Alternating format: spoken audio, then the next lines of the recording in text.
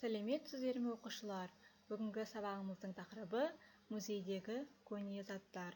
Тема урока старинные предметы музея. Балалар, бүгін біз мәтіннің мазмұнын түсініп, мәтін бойынша берілген сұрақтарға жауап береміз. Жаңа сөздер, новые слова. Балалар, менімен бірге қайталаймыз. Повторяйте вместе со мной. Көне заттар,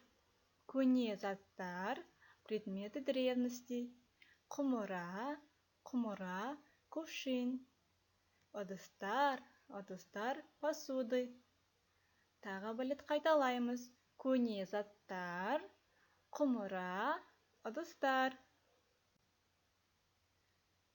Оқушылар, екінші тапсырманы орындаймыз. Мәтінді оқы, сұрақтарға жауап бер. Читайте текст и отвечайте на вопросы. Мен сабақтан соң сыныптас достарыммен бірге орталық музейге бардым. После уроков я пошла с одноклассниками в центральный музей. Гид бізге экспонаттар туралы айтты. Гид рассказал нам экспонатах. Музейде құмыра, кесе және тағы басқа көне зат көп. В музее есть кувшины, чашки и другие много старого. Анельге көне домбыра ұнады.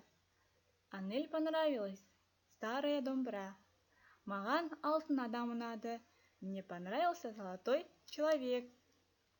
Балалар, енді мәтін бойынша берілген сұрақтарға жауап берейік. Бірінші сұрақ. Әлібек сыныптас достарымен бірге қайда барды?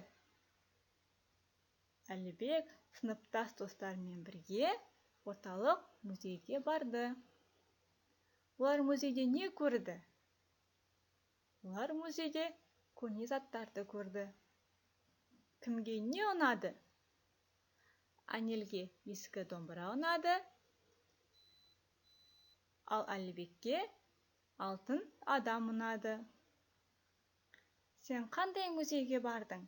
Балалар, сіздер қандай музейге бардыңыздар? Мысалы, мен тарихи өлкетану музейіне бардым. Саған не ұнады? Маған ескі әшекейлер ұнады.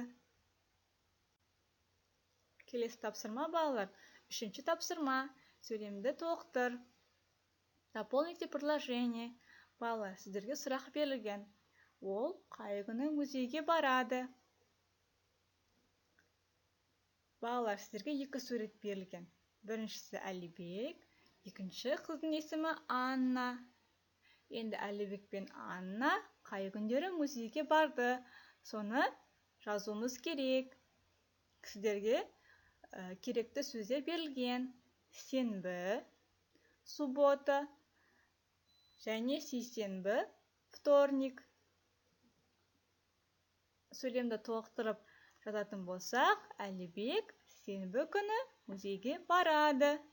Екінші сөйлем Анна сейсенбі күні музейге барады. Балалар, бұл тапсырманы дәптерге орындаймыз.